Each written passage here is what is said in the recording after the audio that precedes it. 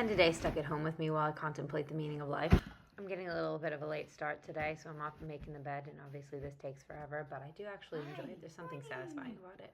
And then obviously Tony comes for cuddles. He's super needy. I swear this is like an alarm clock, but also a little bit like a baby because he honestly clings to me as if he was a child. I don't understand. I think it's my fault because I've totally made him that way. Paul has this thing about making the bed, which is really kind of funny because I'm pretty positive my dad does too. They just seem to think that we don't do it right. He never lets my mom make the bed, and Paul never really lets me make the bed either. Now it's time to put my contacts in. Honestly, guys, why are contacts so freaking expensive? I spend so much money just trying to be able to see like a normal human being.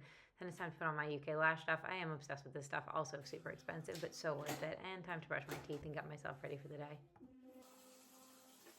By this time, Tony's come begging by the door, and it usually means he just wants a cuddle, so he usually plays dead, and then I cuddle him for about 2 or 3 minutes before I get going for the day.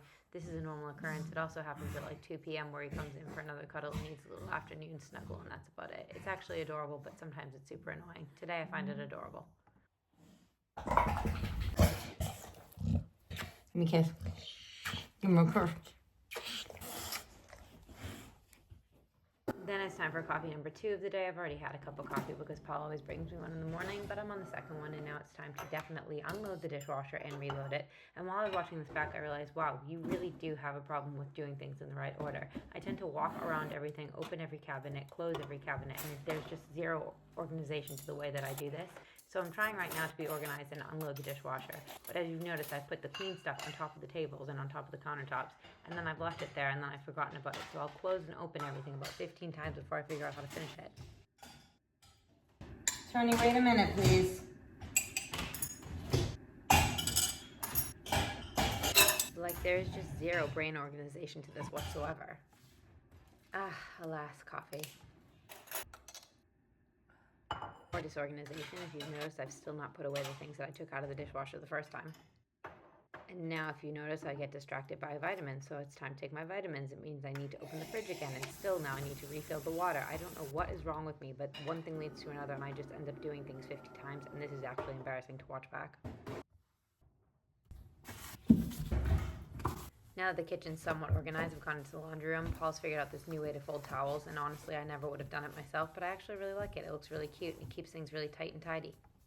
One of my jobs for the day today is to get this dress sent out to the wedding gown cleaning company, and I'm really excited about it because they're going to pick it up from my house, but obviously I need to put it on one more time before I schlep it out and put it in a box for the rest of my life. I'm actually really sad having to put this away, so I've decided I'm just going to leave it on for a little bit. So I went and finished the rest of the stuff I had to do. I needed to tidy up the kitchen countertops because it was kind of driving me nuts, and I got really distracted with that. And then there was something on YouTube that I wanted to look up, and I remembered I was using my phone to record this, so I tried it out on the TV. While I was watching YouTube, one of my top things was somebody cleaning, and I remembered I needed to vacuum a little bit, so I got some vacuuming done, and then I popped onto my computer to check a couple things and sat down to finish my coffee before I realized I definitely still had to finish some laundry, so I did a little bit of laundry. I'm still in my dress, by the way, and I actually can't believe how comfortable it is moving around and doing everything in it, but the laundry only needed a few minutes, so I sat down to finish my manifestations. I've been trying to do this every morning, but I realized I hadn't done it yet. And then I realized I was hungry because, you know, you do get hungry when you're walking around doing a whole lot of nothing. And by this time, it's not even 10:30, and I decided, you know what, I'm just going to sit here, eat my food, and then maybe I'll pop on a live. But I am in my wedding dress. Here I am in my wedding dress. This is a little bit weird, but whatever, I don't really care.